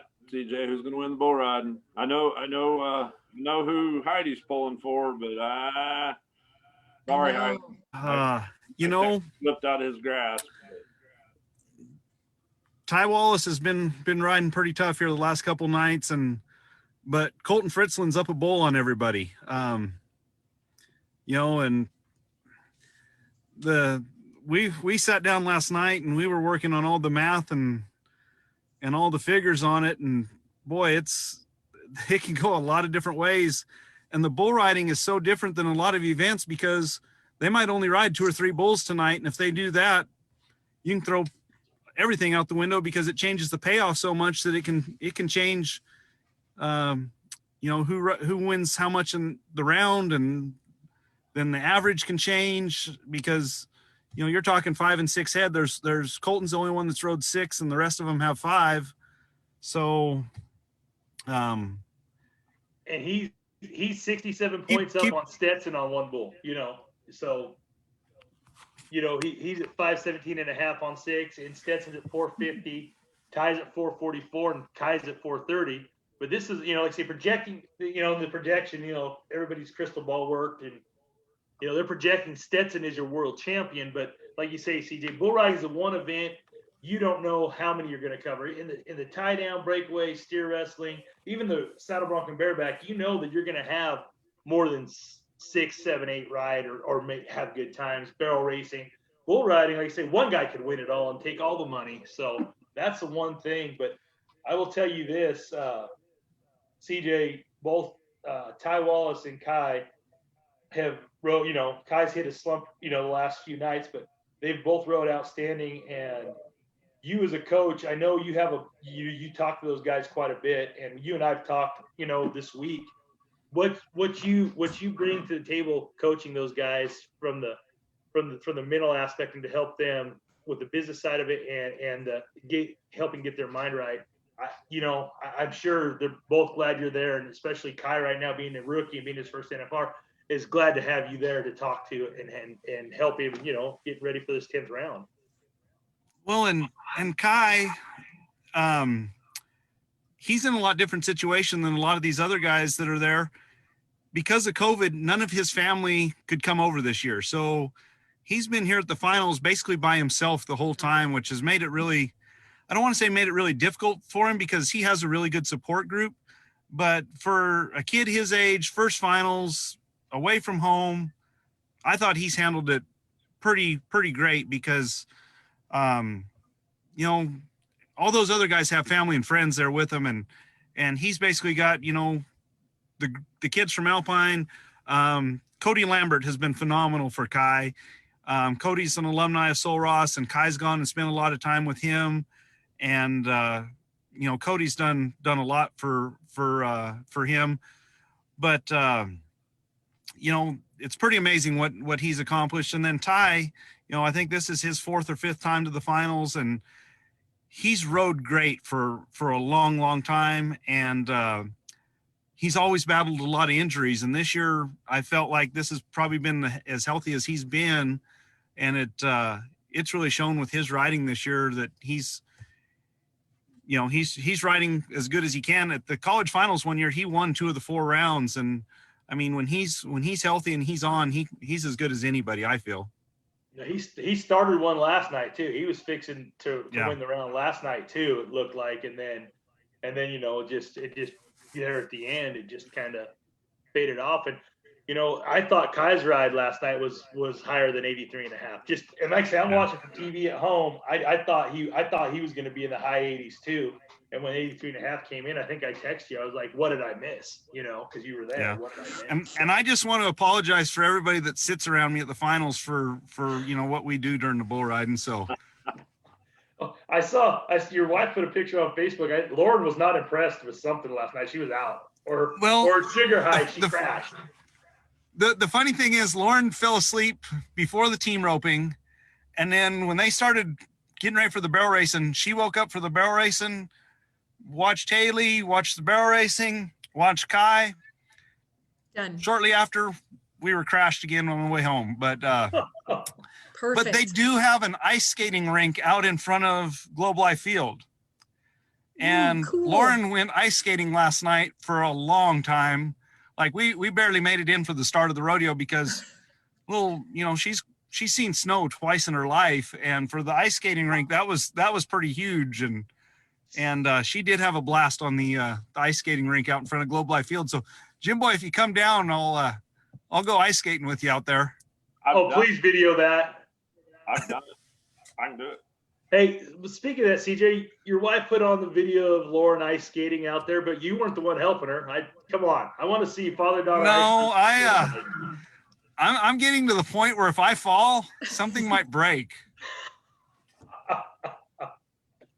Oh, I tipped the guy that was helping her. Right, you know, there was a younger guy and he skated really well and he helped her. And I've been told that we're going back again tonight and we're going earlier so that she can get more skating in. She might not make it through the steer wrestling tonight. She'll be asleep halfway through the bareback riding. There you go. That's smart. She gets her more out. So Parent win. Oh. All right. So are you gonna make a prediction? Just No. I'll make this prediction for you in the bull riding. It won't be Boudreaux or Dave. Or yeah, I'll agree with those two.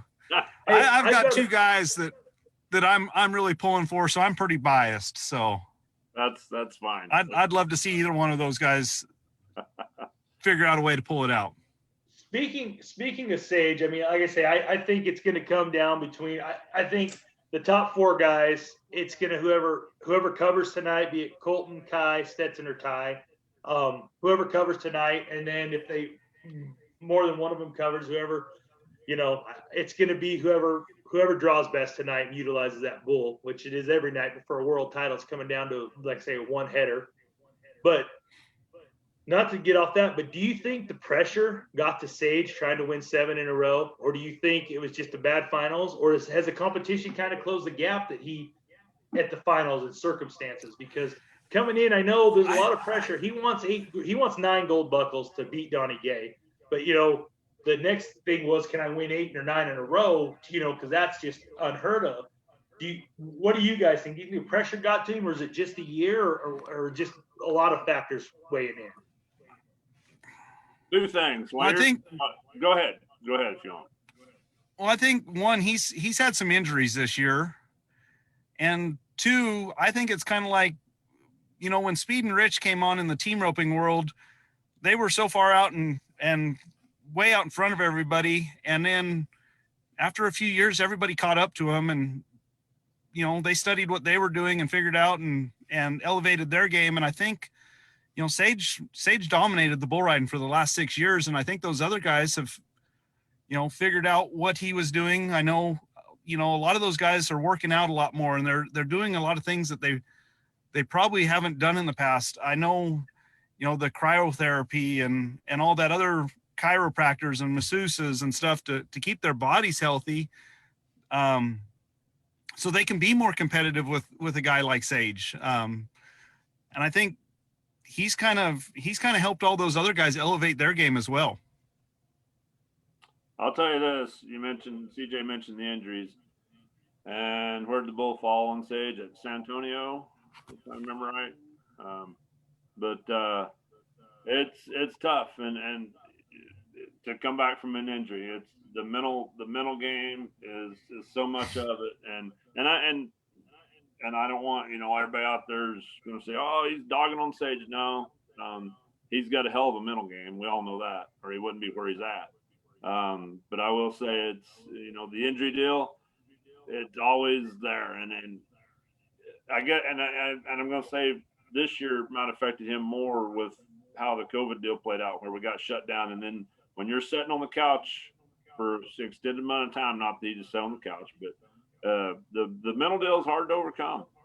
And no, well, and just look, I mean, who can sustain greatness for that long? Speed and Rich did it 8 or 9 times in a row, but I mean, to be at the top of the game for 6 years straight from your rookie year out, I mean, you know, at what point did we start saying, hey, he's gonna for Donnie Gay's record? Like in golf, they were predicting Tiger Woods after his first 4 or 5 majors to beat Jack Nicklaus's record, and he's not going. I mean, he's not going to, because injuries, you know, age catches up to all of us. And I'm not saying that's happened to Sage, but to have that level of dominance in your sport for 6 years in a row, and then, like you say, and he's dealt with injuries along the way too. But then they have it this year, not have as many events to go to, you know. And after the first round, he was right there. And it's just he's just kind of been, just had some heck and, but I guess the true testament of a champion is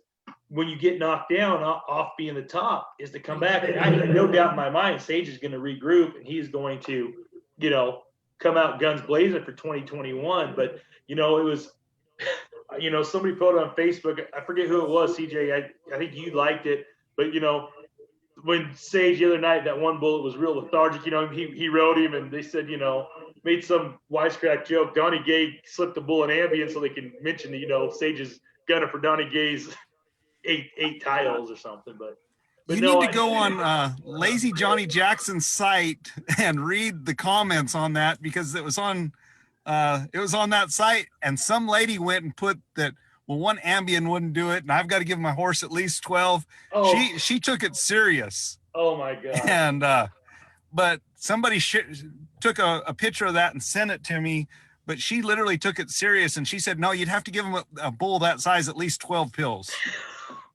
I'll give you a little update on Lazy Johnny. They're sniffing him out. He's probably going to go back underground for a while, maybe forever now. But yeah, there's some controversy on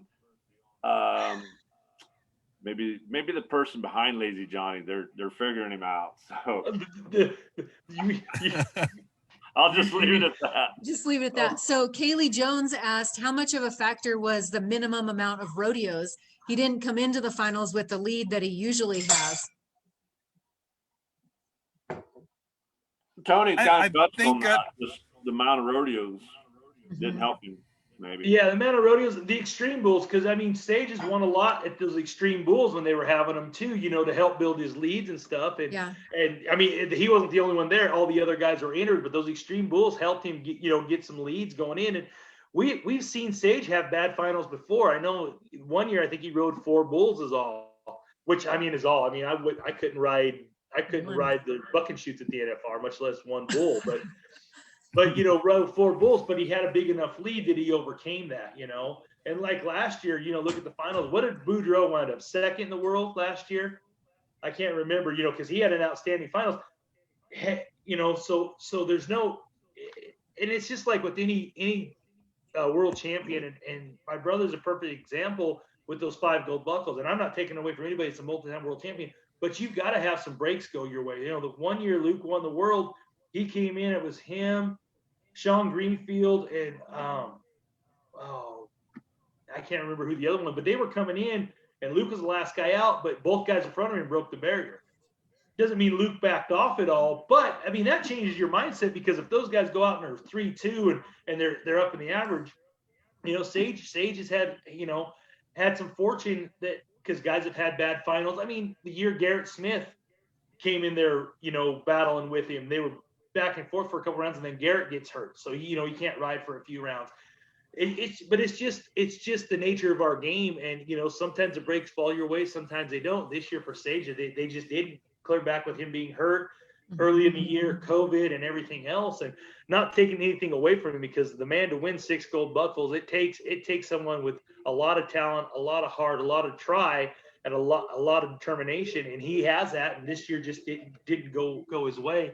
But it is kind of cool seeing we've got, like I say, a 4-man race coming into round number 10 between Colton, Kai, Stetson, and Ty. I've got to share a Sage Kimsey story, because the first time I ever talked to Sage was at the college finals when Brady Gray got hurt. When he got stepped on, Sage called me to check on him, and then he actually made a donation to help Brady, and then he stopped by on his way through at the hospital to check on Brady, and nobody asked him to. He just did it out of the kindness of his heart. And to me, that's more impressive than a lot of the accomplishments that he's had in the arena, is just the type of person he is.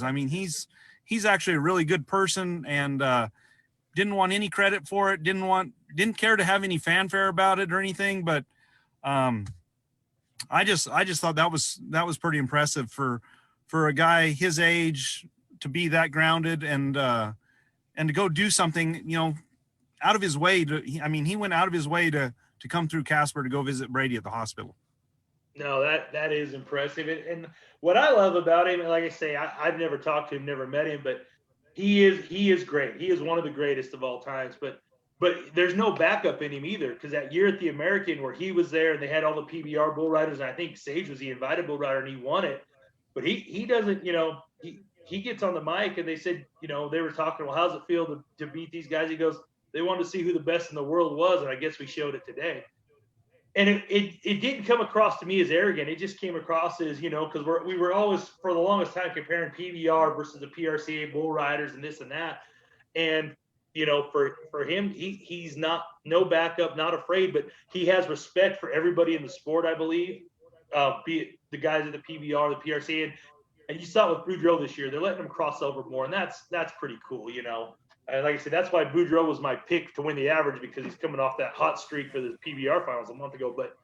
But that's what makes, I think, Sage such a great champion, and why he's so successful is because he's humble and grounded, but at the same time, he's confident. And I mean, we all know people that are successful, confident and arrogant, there's that fine line that they border on.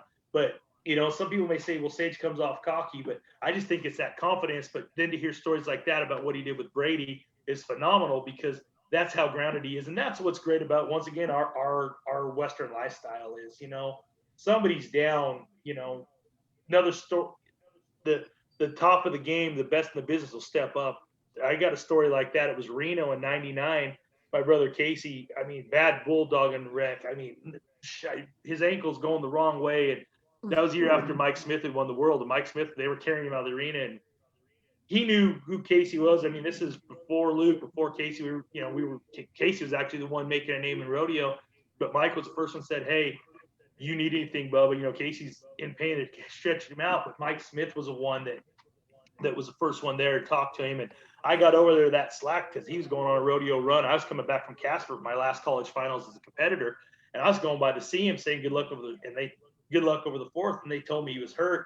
And I had more rodeo people, this is where he's at, drive me over there. So that's just the culture of the Western lifestyle rodeo people in general. And that's something that I think we're seeing. It's being portrayed better with the telecast this year for everybody to see. The Wright brothers commercials that Wrangler and Yeti have done. And when you see Stetson on his bull and Rusty and Ryder on the chutes, the reason riders riding, or all those guys ride so great, is because they're not riding by themselves. There's one guy on the horse or the bull, but there's a whole family that are making that ride with them. And that's just, I think it's been more evident this year with the telecast, and with the lack of people, lack of noise at Globe Life Field. You can hear those guys on the back of the chutes, and you can hear that enthusiasm, that cheering. And like you say, the crowd might not be there to pump everybody up, but when you have that on your ride or your run, that makes a huge difference. I was just going to say, I can tell you where the Wrights are sitting in Globe Life Field, because every time one rides, I can hear where they're sitting. All right, so he's going to win the all around. I think it's a real close. Let me see our project. Let's see our world standings here. Let's it's real see. Close. I think he has a back number of 7. Yeah. You know what? But the cool thing is, Trevor, ever since he's been done competing full time, and he only went to the steer open finals this year, he's not fallen out of the top 4 of the all around. He's still 4th right now. As the year winds down, Stetson's got $305,000, almost $305,400. Tuff's got $179,000. So unless Tuff wins the Powerball and they let that count towards the all-around standing, I'm pretty sure Stetson's going to strap on a back-to-back all-around buckle. When he got his bull riding buckle last night, he said he's won more this year than he did last year. Wow. Without all the rodeos he missed out, he's won more this year than he did last year. Well, and they were saying on one of the telecasts or whatever, and going into the last month of the season, it didn't look like he was going to make the finals in either event. And then he comes on there at the end of the year, gets qualified, and when he finally, want to go around buckle in the saddle bronc riding, he goes, at least, maybe my family will claim me as a saddle bronc rider, not just a bull rider.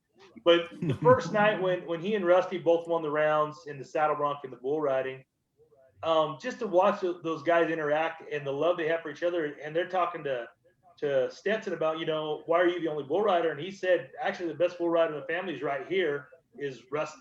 And Rusty's like, yeah, I just don't like her. But, I mean, think about that. You're growing up in a family of saddle bronc riders. Your uncles, your dad, your cousins, or your brothers. How do you stand up, make a name for yourself? I'm going to ride bulls and win the all around. So, but yeah, we're going 2 years in a row. The Rustock Inn's going to claim the all around title, and it's great to see. And I don't know, Jim Boy, CJ, you guys may know more than me.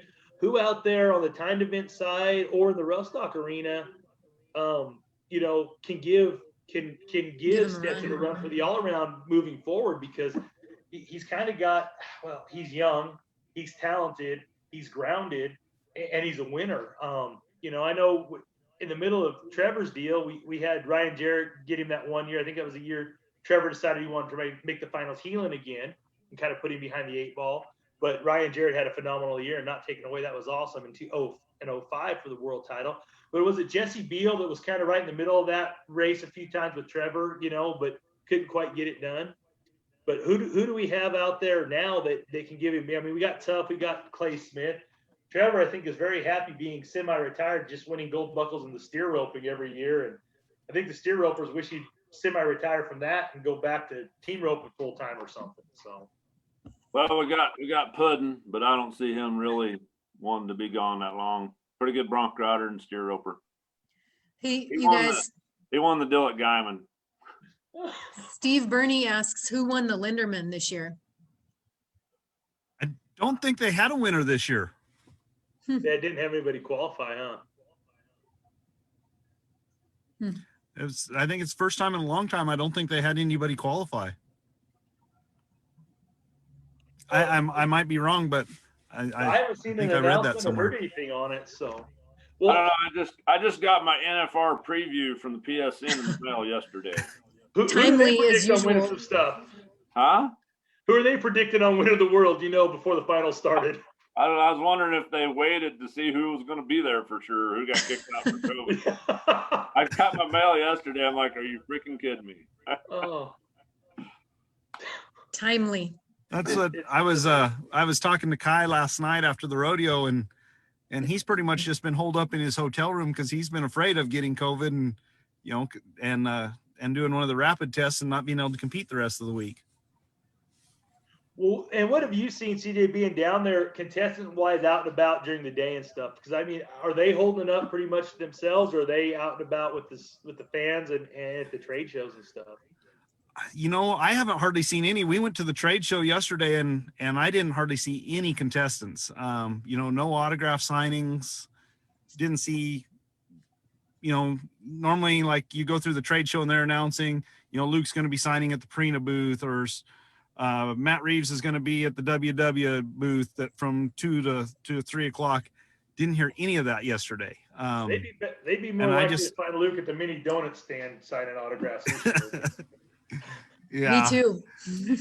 But mini donuts. I just a lot of times at Thomas and Mack, you'd see them up in the concourse and stuff. After the team roping, you'd see some of the team ropers walking around up there and stuff. Boy, it's just I haven't seen near as many. I've seen a couple, but I haven't seen near as many as I have in the past.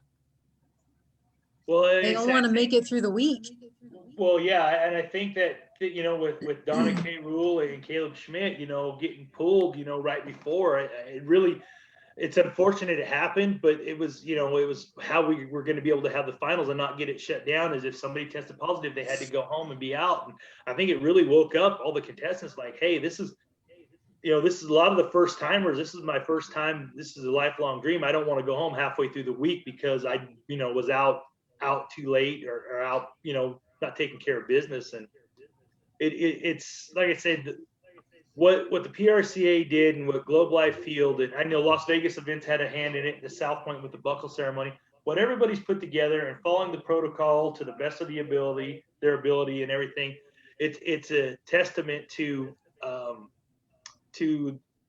pro rodeo and what we see from everybody involved, because there was a chance that they could have shut this down right before it started. I mean, there's with everything, with the way the spike in COVID happened right now this time of year, which I think that's due to spike in just common colds and everything else.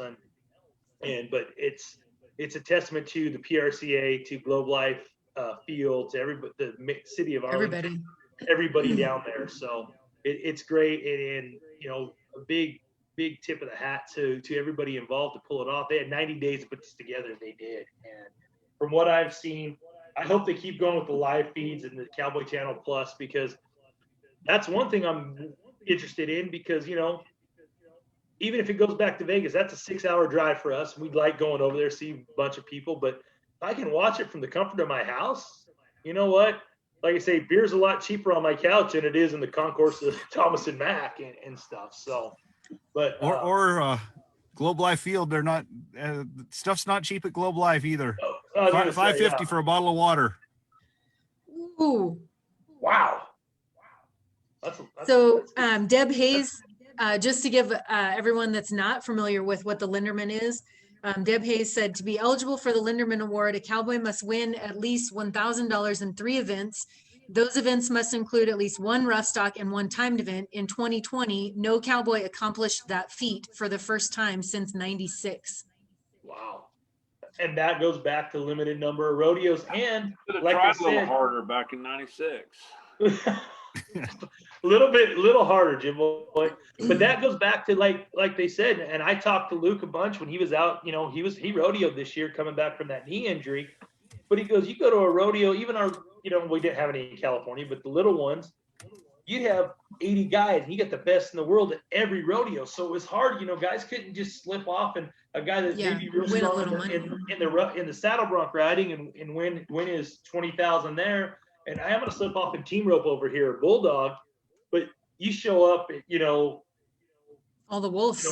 All the wolves are there because they need every dollar they can get to make the finals. And I know Luke took off for the Northwest run and went to one or two, and he came home and he goes, not drawn, and everybody's out there, and I'm already out. There's not enough money for me to win to go to the finals. So he came home. So, and I think, like I said, Randy and Flint do a good job on the buckle ceremony talking about where have you been that you would have never gone if this pandemic wouldn't hit to the guys. And it's great to hear these guys say, hey, I went to so-and-so Montana. I'd have never gone there, but it was a great county fair rodeo, county fair and the rodeo. And so it's exposed not only spectators to some of these guys in their hometowns, but it's exposed some of these cowboys to places they'd have never gone, and they may want to go back when they semi-retire or when they're not rodeoing full time. Hey, you know what? It was a great time up there in Montana, over the summertime. We're going to go back. So it's, as much as this pandemic has sucked for everybody involved nationwide, worldwide, it has opened some doors for instances where people are seeing new parts of the country.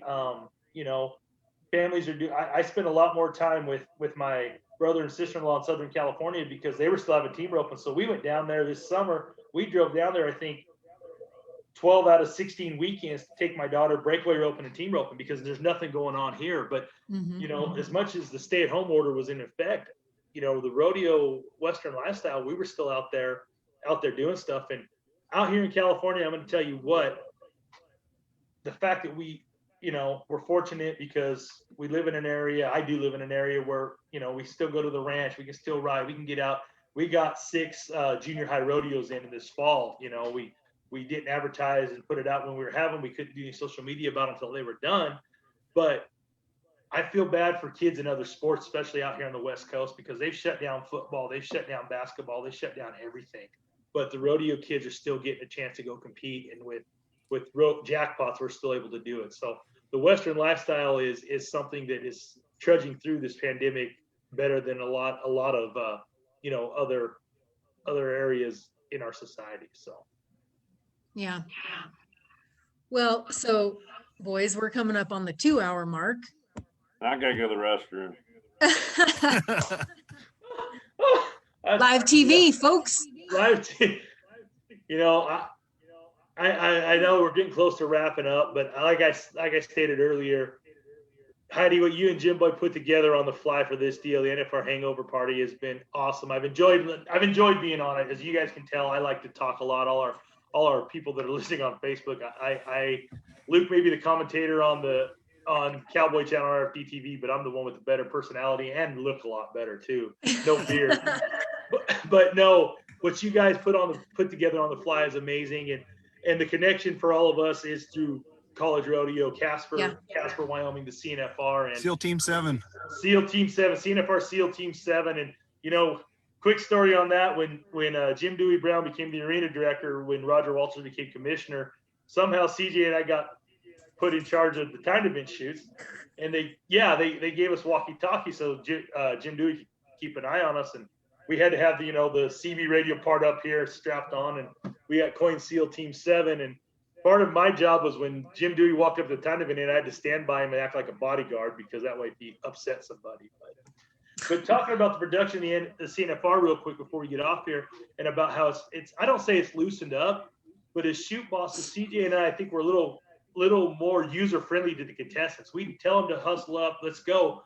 But we also, I remember in '99, first year it was at Casper, I was so afraid I didn't know where to ride my horse. I think I rode him from the trailer right into the box, around, because, Roger had everybody scared. But the time I've learned, it's time to event shoot bosses. Yeah, we want to run the show, but we want to give the contestants a fair shot and build that bond with them. And CJ and I, we never played good cop, bad cop when we were shoot bosses together. It was good cop, and we'd always blame it on somebody else. Hey, they're going to find you. We're going to stop them. Let's get going. But no, like I say, what you guys did, it's great with this NFR Hangover Party. The bond that we've all, or our common thread, the bond is through college rodeo, and that's what rodeo is, a stepping stone from junior high school, college, into the pros. It just leads to something bigger and better, and friendships that last a lifetime. And I'm truly honored to call you guys friends. So I appreciate what you guys did, Jim Boy and Heidi and CJ. Great to catch up with you and see your face. We talk a bunch on the phone, and we text each other a lot. And like I say, I might not see these people for 2 or 3 years, the way things are going with COVID. But I tell you what, when we get back to rodeo and the CNFR, we can have a live hangover after party CNFR edition. I already told my wife I'd fly in, because I think it'd be fun. So there we go.